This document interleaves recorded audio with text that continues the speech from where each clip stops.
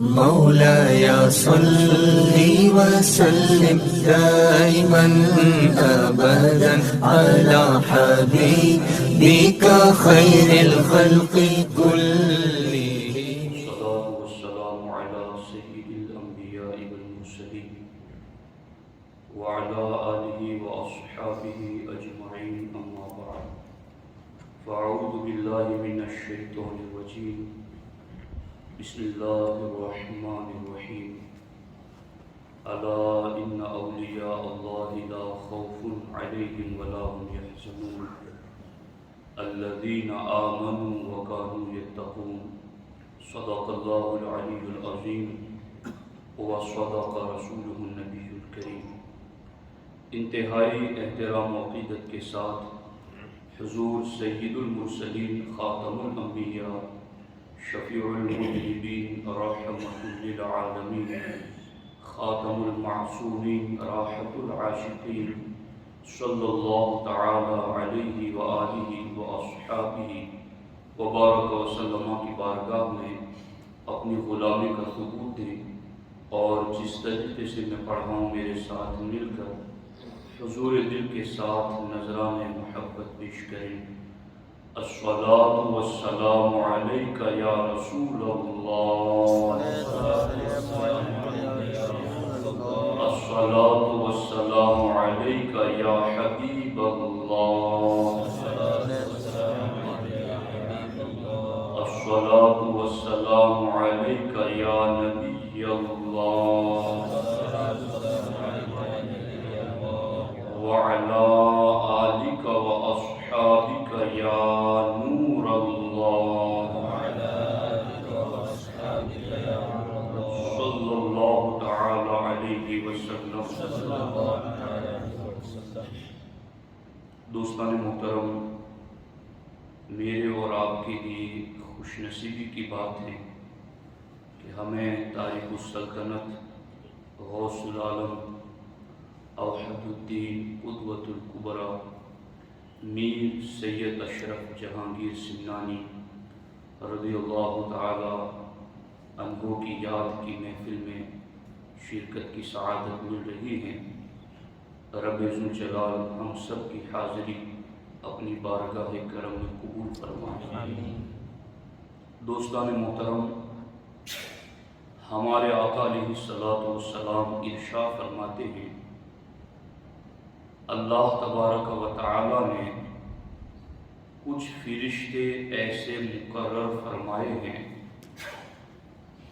جو راستوں میں، گلی محلوں میں گردش کرتے ہیں اور اہل اللہ کو، اہل ذکر کو تلاش کرتے ہیں.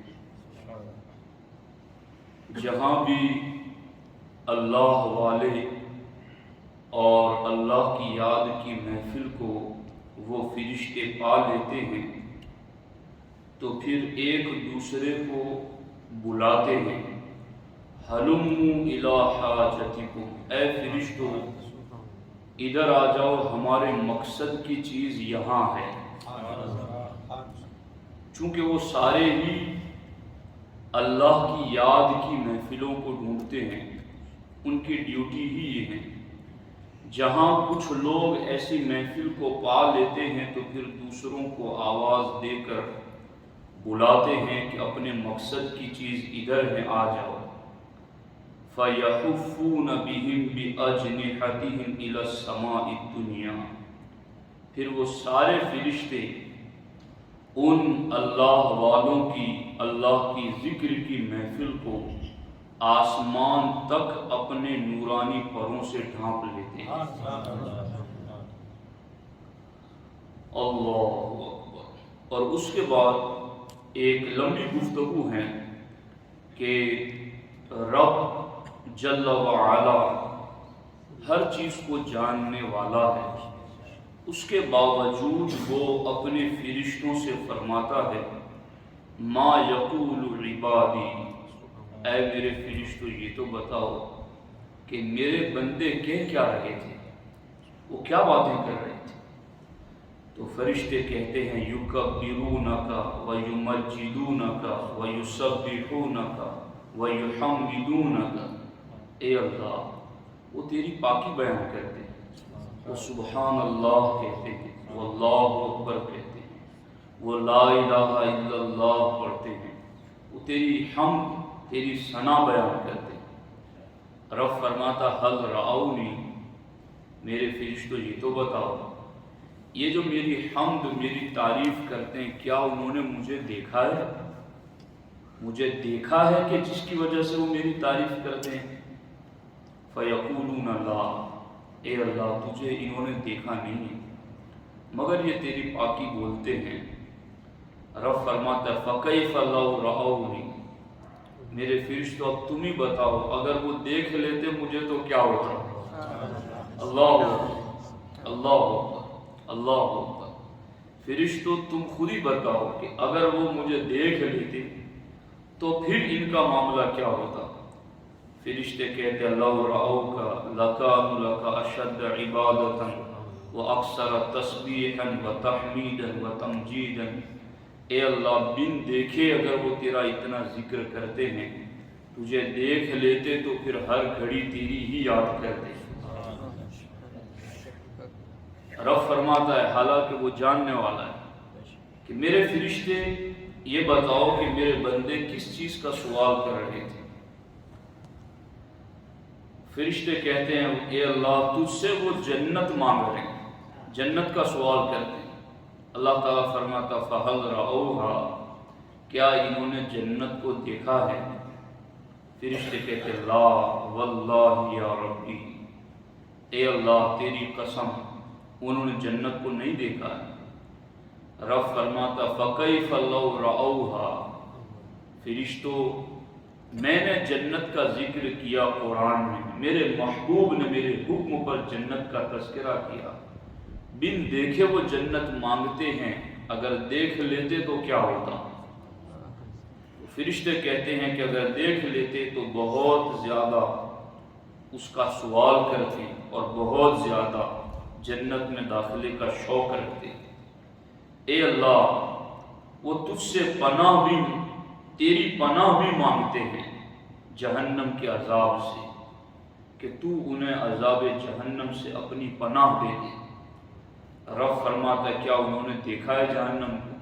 اے اللہ نہیں دیکھا، اگر دیکھ لیتے تو کیا ہوتا؟ اے اللہ اگر دیکھ لیتے تو وہ بہت زیادہ عذاب جہنم سے ڈرنے والے بن جاتے۔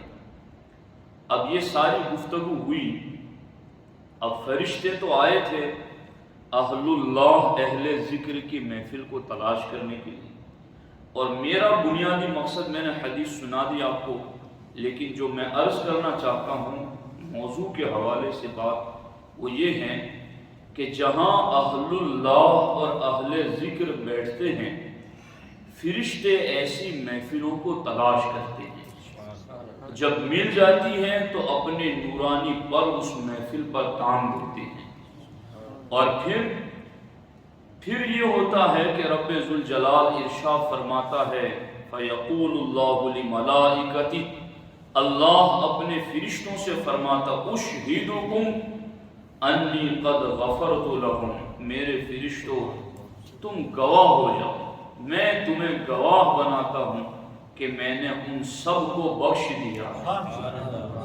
ان سب کو بخش دیا ہے۔ اب آگے جو بات ہے نا وہ ہمارا محل استشہاد ہے، یعنی ہماری دلیل دینے کی جگہ یہ حدیث کا جملہ ہے۔ فرشتوں میں سے ملک من الملائکۃ فقال، فرشتوں میں سے ایک فرشتے نے کہا ان فیہم فلانا لیس منہم، اے اللہ یہ جو محفل میں بیٹھے ان میں سے ایک بندہ ایسا ہے جو ان میں سے نہیں ہے، اہل ذکر میں سے نہیں ہے۔ کون ہے؟ انما جاء لحاجۃ، یہ تو اپنے کسی کام کے لیے آ کے بیٹھا ہے، کسی سے ملنا تھا جو محفل میں بیٹھا تھا، اب اس سے ملنے کے لیے وہ بھی بیٹھ گیا، کسی اور غرض سے وہ مجلس میں آ کر بیٹھ گیا، وہ ذکر کے لیے یا اہل ذکر میں شامل ہونے کے لیے نہیں آیا۔ تو اے اللہ تیرا تو فرمان ہے کہ سب کو بخش دیا، تو کیا اس کو بھی بخش دیا ہے؟ اللہ تعالیٰ فرماتا فَهُمُ الْجُلَسَاءُ لَا يَشْقَى بِهِمْ جَلِيسُهُمْ، اے میرے فرشتوں اب تم اس بات پر بھی گواہ ہو جاؤ، یہ اہل اللہ اہل ذکر میرے وہ بندے ہیں ان کی سنگتوں میں جو بھی آ گیا وہ بدبخت رہ ہی نہیں سکتا، وہ محروم نہیں رہے گا۔ فرشتوں میری طرف سے بخشش کا پیغام اس دور سے آئے ہوئے ضرورت مند جو اپنی کسی حاجت کے لیے بیٹھا ہے، میری بخشش کا پیغام اس بندے کو بھی شامل ہے اور میں نے اسے بھی بخش دیا ہے۔ اب میں اور آپ اتنا تو جانتے ہیں کہ ہمیں ان اہل اللہ صوفیاء صالحین جن کا ذکر ہم کر رہے ہیں ان کی محفل میں بیٹھنے کا وہ موقع تو نہیں ملا کہ ان کے قرب میں ان کی محفل میں جا کر ہم بیٹھیں، لیکن ہمارے علماء اپنی کتابوں میں لکھتے ہیں کہ جنہیں ان صوفیاء صالحین اہل اللہ اہل ذکر اہل دل کی محفل میں بیٹھنے کا موقع نہیں ملا، وہ ان کی کتابوں کو پڑھیں، ان کے ملفوظات کو پڑھیں، ان کے فرامین کو پڑھیں، ان کے فرامین ملفوظات اور ان کی کتاب پڑھنے والے کو رب وہی فیض دیتا ہے جو ان کی محفل میں بیٹھنے والوں کو فیض عطا فرماتا ہے۔ تو ہم اگرچہ زمانہ دور ہونے کی وجہ سے غوث العالم میر سید اشرف جہانگیر سمنانی کی مجلس میں جسمانی قرب تو حاصل نہ کر سکے، لیکن اگر ان کی محفل میں بیٹھ کر ان کے ملفوظات ان کے فرامین پڑھ کر کے سنیں اور سنائیں تو علماء کہتے ہیں تمہیں ان کی محفل میں بیٹھنے کا فیض مل جائے گا۔ اب میں اسی تمہید کے ساتھ سرکار مخدوم پاک کے چند فرامین آپ کو سنانا چاہتا ہوں، اور حالات اور موقع کے اعتبار سے وہ بہت زیادہ اہم ہیں، اور آپ لوگ جانتے ہیں کہ مجھ گنہگار کی یہ عادت ہے کہ پیٹ درد ہوتا ہے تو میں سر کی ٹیبلٹ نہیں دیتا، جو بیماری ہو اسی کا علاج اسی وقت کیا جائے۔ تو جو بیماریاں اور پھر یہ کہ عملی بیماریاں بھی بہت زیادہ ہیں، یہ بھی کوئی کہہ سکتا ہے کہ بھئی ہم صرف اصلاح اعمال پر اس لیے بولتے ہیں کہ اس کی بھی بہت زیادہ ضرورت ہے، تو پھر ایسے موقع پر بندے کو ترجیح دینی چاہیے کہ عمل میں اگر بگاڑ ہوگا تو اس کی بھی اصلاح ضروری ہے اپنی حسب وسعت، لیکن اس سے زیادہ عقیدے کی اصلاح ضروری ہے کہ اگر یہاں بگاڑ ہو گیا تو ادھر عمل والا کام آئے گا ہی نہیں، اور ادھر درست ہو گیا تو پھر ہم عمل کی اصلاح کی طرف بھی متوجہ ہوں گے، اور عمل کی اصلاح اگر کچھ رہ بھی گئی عقیدے کی درستگی ہے تو نجات انشاءاللہ ضرور ہوگی۔ اب میں سرکار مخدوم پاک کی لطائف اشرفی سے لطیفہ نمبر 33 آپ کے سامنے پڑھ رہا ہوں۔ اللہ اکبر۔ یہ لطائف اشرفی حضرت خواجہ نظام یمنی علیہ الرحمہ انہوں نے مخدوم پاک کی صحبت اور سنگت میں سفر و حضر میں رہ کر 30 سال میں لکھی۔ جیسے کوئی استاذ کسی محفل میں کچھ کہہ رہا تو شاگردوں میں سے ایک شاگرد اس کو لکھ لے، تو مخدوم پاک رضی اللہ تعالیٰ عنہ جب بھی محفل سجاتے کچھ فرماتے تو نظام یمنی اس کو لکھ لیتے، اور کیا اہتمام کرتے تھے، جب اس لکھے ہوئے کو لکھ لیتے تو پھر مخدوم پاک کے پاس جا کے چیک بھی کراتے، حضرت آپ نے یہ جو لکھا ہے یہ میں نے اس کو لکھا ہے۔ کبھی کبھی نظام یمنی علیہ الرحمہ کچھ بیچ میں چھوڑ بھی دیتے، سطر لکھتے لکھتے بیچ میں کچھ چھوٹا ہوا تو مخدوم پاک فرماتے کہ یہ بیچ میں چھوٹا ہوا کیوں ہے؟ کہا حضور یہ لفظ آپ نے جو کہے تھے وہ مجھے یاد نہیں تھے، تو میں نے اس لیے وہ چھوڑ دیا، آپ اپنے ہی قلم سے اس میں لکھ دے کہ آپ نے کیا فرمایا تھا۔ یعنی یہ بات میں اس لیے کہہ رہا ہوں کہ یہ ایتھنٹک باتیں، یہ یقینی باتیں ہیں اس کے اندر جو موجود ہیں۔ اب لطیفہ نمبر 33 میں مخدوم پاک رضی اللہ تعالیٰ عنہ نے مذاہب اور فرقوں کا چیپٹر باندھا، اور مخدوم پاک رضی اللہ تعالیٰ عنہ اس میں لکھتے ہیں کہ اس زمین پر اللہ کی سب سے بڑی نعمت اگر انسانوں کو اللہ نے دی ہیں تو وہ اہل سنت و جماعت ہونا ہے۔ یہ سب سے بڑی نعمت، یہ سب سے بڑی نعمت ہے۔ جب سنیت اور اہل سنت و جماعت کی بات کی جاتی ہے تو کچھ لوگوں کو یہ خیال آتا ہے کہ یہ فرقہ واریت کی بات ہے۔ سنیت کی بات کرنا فرقہ واریت نہیں، فرقہ واریت سے بچانا ہے۔ یہ تمہارے لیے ایک وہ سایہ کرم اور ابر کرم ہے سنیت، کہ جس قلعے میں آنے کے بعد بندہ ہر فتنے کی شرارت سے محفوظ ہو جاتا ہے۔ اور مخدوم پاک نے باضابطہ اس پر چیپٹر باندھا، اور آپ نے کہا اس زمین پر سب سے بڑی نعمت اللہ کی اگر کوئی ہے تو وہ سنی ہونا ہے۔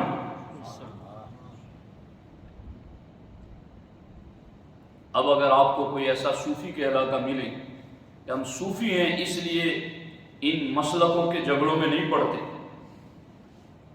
تو سمجھو کہ یہ پکا جہنمی بولی بول رہا ہے، اس کا صوفیت سے کوئی تعلق نہیں، چونکہ ہم اس تصوف کو جانتے ہیں جو مخدوم پاک نے ہمیں پڑھا ہے۔ مخدوم پاک فرماتے سنیت سب سے بڑی نعمت ہے اس زمین پر، اور اس کے بعد مخدوم پاک نے امام جلال الدین رومی کے اشعار لکھے۔ اللہ اکبر۔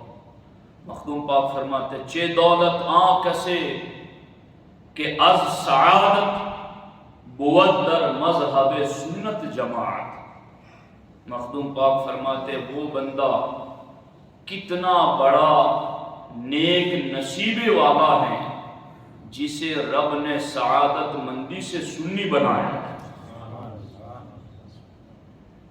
جسے رب نے اس کے نیک نصیبے کی وجہ سے سنی بنایا، وہ کتنا بڑا نصیب والا ہے۔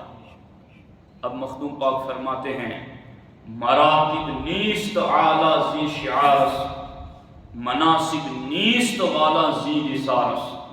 مخدوم پاک فرماتے اس دنیا میں سنی ہونے سے بڑا کوئی مرتبہ نہیں، اور اس دنیا میں سنی ہونے سے بڑا کوئی منصب نہیں۔ سمجھ آ رہی ہے آپ لوگوں کو؟ یہ ہے سنیت، اور یہ ہے خانقاہی نظام، یہ ہے خانقاہی تعلیم۔ اب خانقاہوں پر کچھ ایسے جھوٹے قسم کے لوگ بیٹھے ہیں کہ جو خانقاہوں پر بیٹھ کر کہتے ہم بھید بھاؤ نہیں کرتے، ہم سنی لفظ نہیں بولتے، ہم صرف اونلی مسلمان کی بات کرتے۔ میں کہتا ہوں تو کس ملنگ سلنگ کی بات کر رہا ہے؟ میں صوفیوں کے امام مخدوم پاک کی بات سنا رہا ہوں، وہ سنیت کی بات کر رہے ہیں، اور آپ فرماتے ہیں اس سے بڑا کوئی منصب نہیں، اس سے بڑا کوئی مرتبہ نہیں۔ صوفیاء کو اور آج کے جو مزارات پر اولیاء اللہ کی جانشینی ان کو ملی ہے تو پھر وہ سبق سنائے جو مخدوم پاک نے سنایا۔ آپ نے فرمایا آگے بسے بے دولت و ہنجار باشد کہ از سرے منہ رہس سیار باشد۔ آپ فرماتے ہیں جو بال برابر سنی رستے سے ہٹ گیا تو اس زمین پر اس سے بڑا محروم کوئی نہیں۔ سمجھ آ رہی ہے کہ نہیں آ رہی؟ یہ مخدوم پاک فرما رہے ہیں کہ اس زمین پر سب سے بڑی نعمت سنی ہونا ہے، اور سب سے بڑی محرومی سنیت سے بال برابر کھسک جانا ہے۔ تو اب اس سنیت پر قائم رہنا کتنا ضروری ہے۔ یہ فرقہ واریت نہیں، یہ میرا جملہ یاد رکھنا، سنیت کی بات کرنا فرقہ پرستی نہیں، فرقہ پرستی سے بچانا ہے، اور یہ ہمارے صوفیاء نے ہم کو بتایا۔ اور میں نے آپ کو بتایا نا پہلے حدیث پاک کہ ان کی مجلس میں بیٹھنے والا محروم نہیں رہتا۔ وہ جسمانی قرب نہ ملا تو ان کی کتاب پڑھ کر کے روحانی قرب تو مل جاتا ہے۔ تو سنی ہونا سب سے بڑی نعمت ہے۔ اب یہ بات بھی مخدوم پاک نے کہا کہ سنی ہونا سب سے بڑی نعمت بھی ہے، اور بار بار از سرے منہ بال بر رہس سیار باشد، کہ جو اس راستے سے سنیت سے بال برابر کھسک گیا بسے بے دولت و ہنجار باشد، فرماتے اس سے بڑا اس زمین پر کوئی محروم نہیں۔ کتنا ضروری ہے سنیت پر قائم رہنا۔ جی اب یہاں مخدوم پاک نے اس پر آپ نے یعنی یہاں ایک بات اور بھی میں کہہ رہا ہوں کہ مخدوم پاک رضی اللہ تعالیٰ عنہ نے وہ جو 73 فرقوں والی حدیث ہے یاد ہوگی نا، 72 جہنمی 1 جنتی، مخدوم پاک نے ان 72 کے 72 جہنمی فرقوں کے نام اپنی کتاب میں لکھے۔ نجاست کو جانو گے نہیں تو پاک کیسے رہو گے؟ حق پر رہنا ہے تو باطل کو جانو گے نہیں تو حق پر کیسے قائم رہ سکو گے؟ 72 کے 72 ہمارے آقا نے تو فرمایا تھا 72 جہنمی 1 جنتی، مخدوم پاک نے ان 72 کے نام لکھے اپنی کتاب میں، اور وہ 72 کس عقیدے کی وجہ سے جہنمی ہوں گے وہ بھی مخدوم پاک نے لکھا۔ آپ فرماتے ہیں کہ ابتدائی 6 فرقے ہیں، مخدوم پاک فرماتے ہیں بنیادی طور پر 6 فرقے ہیں، اور ان 6 میں سے ہر ایک کی 12 شاخیں، تو 12 چھم 72، مخدوم پاک نے 72 کا ذکر فرمایا، اور 72 جہنمیوں کو ذکر کر کے ساتھ میں کہا سنی ہونا سب سے بڑی نعمت ہے۔ اللہ۔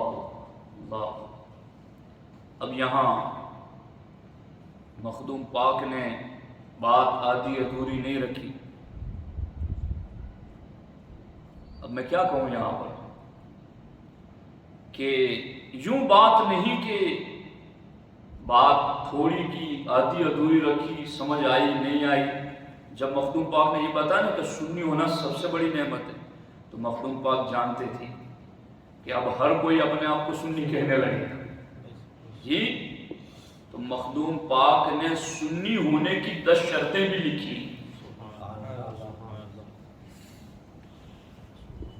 سنی ہونے کی 10 شرطیں، ہر کوئی اپنے آپ کو کہے کہ میں سنی ہوں، میں سنی ہوں۔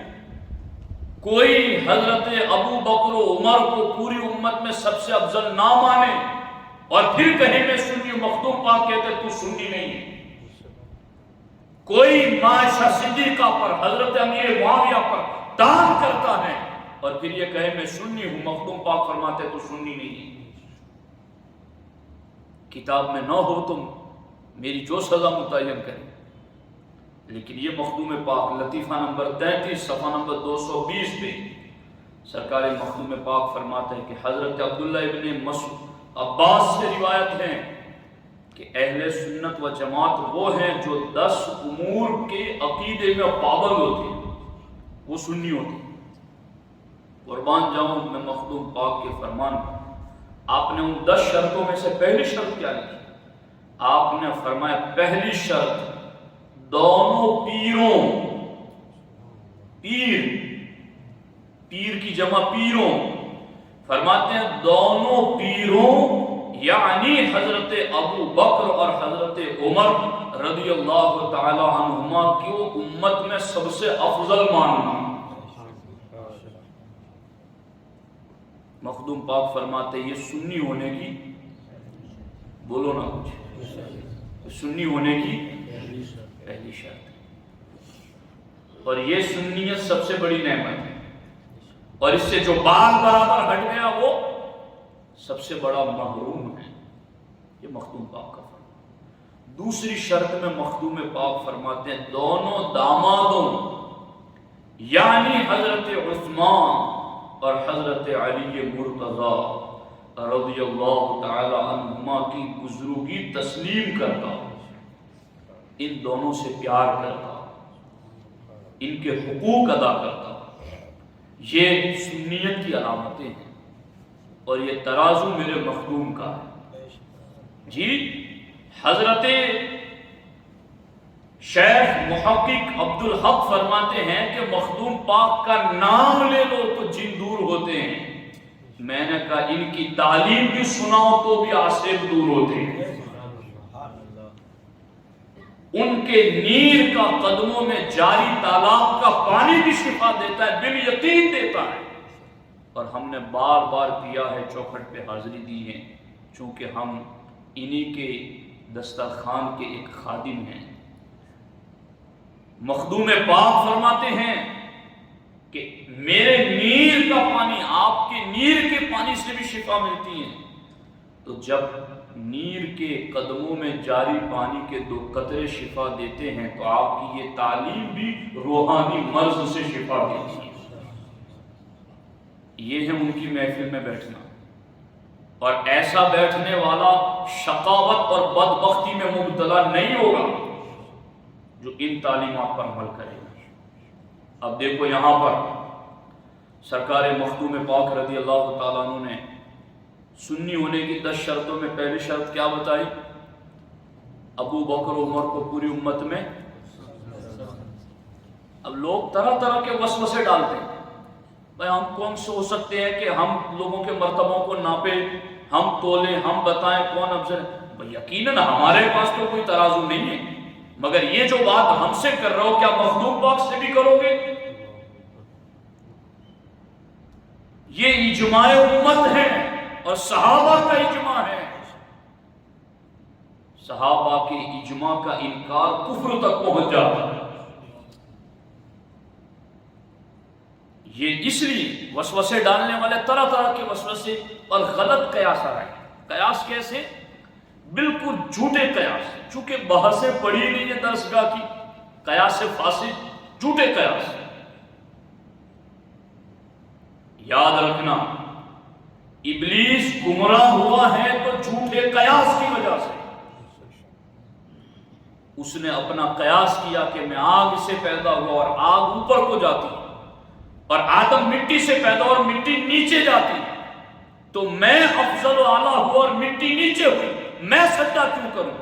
اس کا یہ غلط قیاس اس کو لے لوں گا. آج اجماعی عقیدوں پر، جمہور کے فیصلوں پر لوگ قیاس کر رہے ہیں.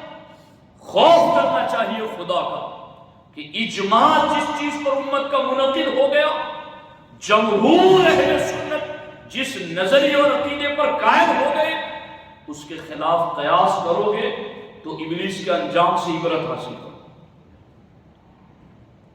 یہ میں حالات دیکھ سن پرکھ کر کے آپ کو کہہ رہا ہوں. قیاس وہاں کرو جہاں قیاس کی اجازت ہے. جہاں اجماع ہو گیا، اجماع کے خلاف قرآن کی آیت اور حدیث پاک بھی اگر ہو تو اعلیٰ حضرت فرماتے یہ سمجھو کہ ہماری فہم کا قصور ہے، یا اس قرآن اور حدیث کے حکم کو منسوخ مانو. مگر اجماع کسی صورت میں منسوخ نہیں ہے. اس اجماع کے خلاف جب قرآن کے بارے میں یہ کہا جائے تو لوگوں کی عقلیں اور قیاس کو کیا درجہ دیا جائے اس اجماع کے مقابلے میں. سمجھ آ رہی ہے کہ نہیں آ رہی؟ تو جس سنیت کو مخدوم پاک نے کہا سب سے بڑی نعمت ہے، اس سنیت کی پہلی علامت کیا ہے؟ ابو بکر و عمر کو پوری امت میں سب سے. اور میں یہ کہتا ہوں اس عقیدے پر سارے صحابہ میں سب سے زیادہ جس ذات نے اپنے پورے وجود سے پہرا دیا وہ مولا مرتضیٰ کی ذات ہے، جنہوں نے اس عقیدے پر پہرا دیا. سب سے ہم تو مولا علی کے وہ غلام ہیں کہ جو مولا علی کے اس طریقے کے پابند ہیں، کیونکہ مولا علی کا دور ہی وہ آزمائش والا دور تھا جس میں رافضی بھی نکلے، خارجی بھی نکلے، اور تنہا اس ذات نے دونوں فرقوں سے اہل حق اہل سنت کو محفوظ فرمایا. یہ تو پہلا سنی ہونے کی شرط ابو بکر و عمر کو پوری امت میں سب سے افضل مانتا ہوں. اور یہاں پر میں نے ایک کتاب رسالہ بھی لکھا ہے، ابھی جو خطبہ میرا شائع ہوا سچا حسینی کون ہے، اس کو پڑھی آپ. میں نے اس میں امام اعظم کا بھی فرمان نقل کیا ہے کہ سیدنا امام اعظم ابو حنیفہ رضی اللہ تعالیٰ عنہ سے ان کے زمانے میں پوچھا گیا کہ حضور سنی کون ہے؟ تو امام اعظم ابو حنیفہ نے فرمایا جو ابو بکر و عمر کو پوری امت میں سب سے افضل مانے وہ سنی ہیں. اور امام اعظم ابو حنیفہ نے اپنی کتاب الوصیہ لابی حنیفہ، اپنی کتاب میں آخری عمر میں امام اعظم نے اپنی شاگردوں کو بٹھا کر جو وصیت کی، اس وصیت میں امام اعظم نے سنی ہونے کی 12 شرطیں ذکر کی، اور ان 12 شرطوں میں 5ویں شرط امام اعظم ابو حنیفہ نے یہی لکھی ہے کہ سنی وہ ہے جو ابو بکر و عمر کو پوری امت میں سب سے افضل مانتا ہے. اب بتاؤ یہ سنیت ہے. اب یہاں قیاس لگائیں تو کیسے چلے گا قیاس؟ ان بزرگوں کو چھوڑ دیں، ان کی تعلیمات کو چھوڑ دیں. یہ قیاس کرنے کی جگہ، سر جھکانے کی جگہ، ماننے کی جگہ. اب یہاں ایک شرط تو یہ ذکر کی، اور آگے مخدوم پاک رضی اللہ تعالیٰ عنہ نے رافضیوں کے جو 12 فرقے بتائے، تو غوث العالم میر سید اشرف جہانگیر سمنانی رضی اللہ تعالیٰ عنہ فرماتے 10واں فرقہ رافضیوں کا، شیعوں کا، اس کا نام ہے لاعنیہ. کیا نام ہے؟ اتنا پڑھاؤں گا میں آپ کو کہ یہ باتیں میں آپ کو زبانی یاد کرا کے چھوڑوں. میرے کئی ساتھی مجھے کہتے ہیں کہ آپ نے یہ بات بار بار ذکر کی. میں نے کہا بار بار کروں گا، چونکہ ہم نے قرآن سے طریقہ ہدایت سیکھا. قرآن میں ایک آیت بار بار نازل، جتنی بار ضرورت ہو اتنی بار ہوگی. ہم زمانہ دیکھ رہے ہیں، حالات دیکھ رہے ہیں، جتنی بار ضرورت پڑے گی ہم بار بار پڑھ کے سنائیں گے. ہمارا اپنا تو ہے ہی کہ ان بزرگوں کا ہی تو ہے. آپ فرماتے لاعنیہ 10واں فرقہ، فرماتے یہ وہ فرقہ ہے اس کا کیا گندا عقیدہ ہے جس کی وجہ سے وہ جہنم میں جائے گا. مخدوم پاک لکھتے جو حضرت معاویہ، طلحہ، زبیر اور حضرت عائشہ رضی اللہ تعالی عنہم پر لعن طعن کرتے، کوئی صاف سری نہیں کرتا تو اشارتاً کنایتاً کرتا ہے. یہ مخدوم پاک ان کا چراغ جنوں کو جلاتا ہے، ان کی تعلیم بھی ان عاصبوں کو جلا دیتی ہے. فرماتے ہیں کہ جو عائشہ صدیقہ پر، حضرت امیر معاویہ پر، حضرت طلحہ اور زبیر پر طعن کرتا ہے، مخدوم پاک فرماتے ہیں ایسا بندہ سنی، بولو نا ضرور، سنی نہیں ہے. یہ آپ کی تعلیمات ہیں. اب یہاں چونکہ اس سلسلے میں مزید کئی فرامین ہیں اور اس کی طرف بھی میں آپ کی توجہ لے جانا چاہتا ہوں. ایک مرتبہ درود پاک پڑھ لیں. اللہم صلی وسلم وبارک علی سیدنا و مولانا محمد و آلہ و صحبہ وبارک وسلم. صلاۃ و سلام علیک یا سیدی یا رسول اللہ صلی اللہ تعالی علیہ وسلم. یہ جو مخدوم پاک رضی اللہ تعالیٰ عنہ نے رافضیوں کے 10 فرقے گنوائے نا، اس میں سے میں نے 10واں بتایا. کیا نام تھا اس کا؟ لاعنیہ. کیا نام تھا؟ لاعنیہ. اب یہاں مخدوم پاک فرماتے دوسرا فرقہ رافضیوں کا ہے علویہ. ایک تو ہمارا علوی سلسلہ جو ہوتا ہے شاہ وجی الدین علوی گجراتی علیہ الرحمہ اور دیگر اکابرین سے جاری، مگر ایک رافضیوں کا بھی فرقہ ہے جو انہوں نے اپنے فرقے کا نام مولا علی کی طرف نسبت کرتے ہوئے علویہ رکھا. وہ کیا عقیدہ ہے؟ مخدوم پاک فرماتے تیسرا فرقہ ان کا وہ ہے جو حضرت علی رضی اللہ تعالیٰ عنہ کو دوسرے صحابہ سے زیادہ، جو شخص حضرت علی کو دوسرے صحابہ سے افضل نہ مانے اس کو کافر کہتے ہیں. رافضیوں کا یہ تیسرا فرقہ کیا ہے؟ جو حضرت مولا علی کو تمام صحابہ سے افضل نہ مانے اس کو وہ کیا کہتے ہیں؟ کافر. یہ ان کا تیسرا فرقہ. اور یہاں یہ بات بھی خاص طور پر قابل توجہ ہے کہ سرکار مخدوم پاک رضی اللہ تعالی عنہ نے اپنے وصال سے، ظاہری وصال سے چند دنوں پہلے اپنی قبر خود کھدوائی، اور آپ نے کہا کہ اس باغ کے درمیان میری قبر کھودی جائے، اور آپ نے فرمایا کہ وہ اتنی لمبی چوڑی ہو کہ اس میں نماز پڑھی جا سکے، ایسی بناؤ۔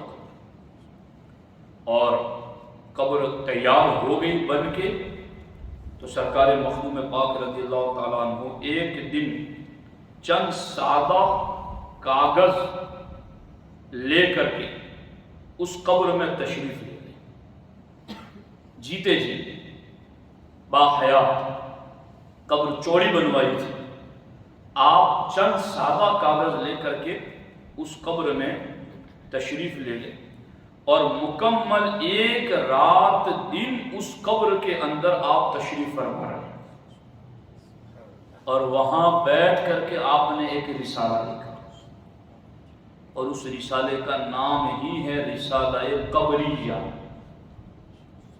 قبر سے دیا جانے والا پیغام۔ کتنی پڑھی تھی ان بزرگوں، اپنے مریدوں کی کتنی فکر تھی کہ موت کی گھڑیاں قریب ہیں، آثار ظاہر ہو رہے ہیں، قبر بھی بنوا چکے ہیں، اندر بیٹھ کے لکھ رہے ہیں مریدوں کے لیے۔ اور کیا لکھا وہ میں پڑھ کے آپ کو سناؤں، اندر بیٹھ کے میرے مخدوم نے کیا لکھا ہے۔ اللہ مخدوم پاک رضی اللہ تعالی عنہ فرماتے ہیں نعتقد، یہ عربی الفاظ ہیں، اور یہ ایسا نہیں کہ بھائی یہ مخدوم پاک جو آج عربی لفظ ہم بولتے ہیں، لوگ کہتے ہیں یہ عربی جانتا ہے، مخدوم پاک نے سب سے پہلا قرآن کا فارسی میں ترجمہ کسی نے کیا ہے تو وہ مخدوم پاک نے کیا، قرآن کا ترجمہ، کوئی معمولی بات ہے، اتنے بڑے۔ اور مخدوم پاک ماہر لسانیات تھے، یعنی ماہر لسانیات کا کیا مطلب، آپ نے پوری دنیا کا دورہ کیا۔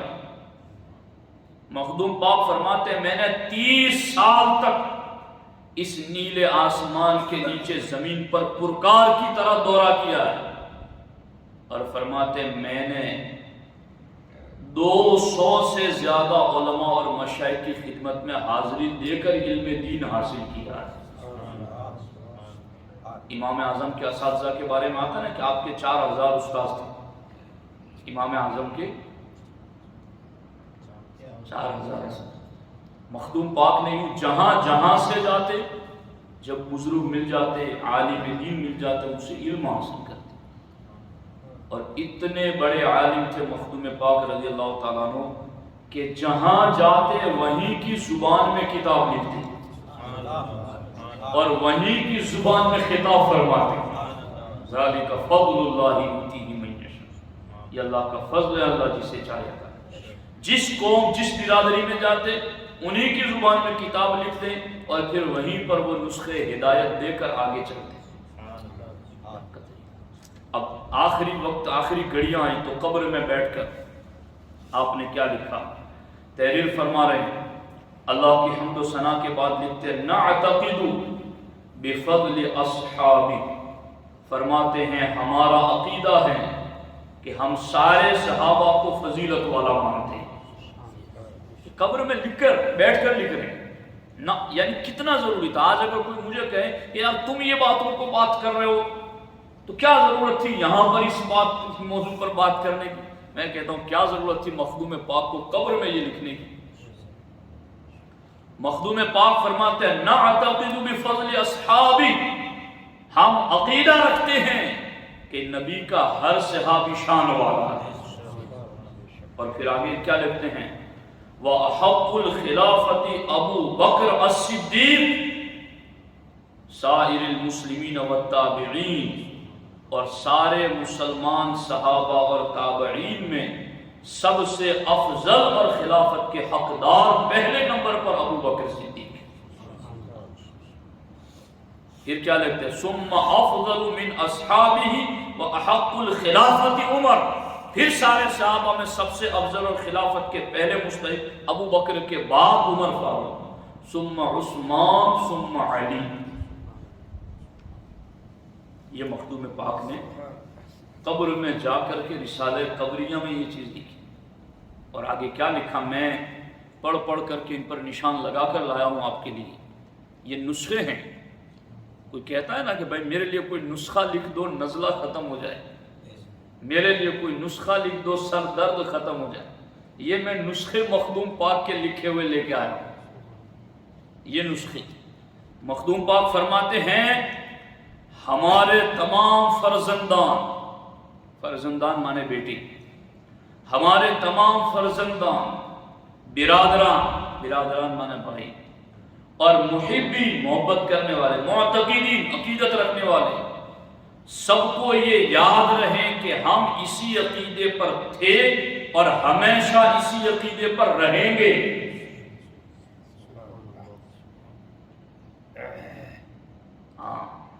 اور فرماتے ہیں آگے جس کا مذکورہ بالا عقیدہ نہ ہو، یہ جو عقیدہ قبر میں بیٹھ کے آپ نے لکھا، فرماتے ہیں جس کا میں نے ذکر کیا وہ عقیدہ وہ نہ رکھتا ہو وہ گمراہ اور زندیق ہے، ہم اس سے بیزار ہیں اور خدا اس سے راضی نہیں.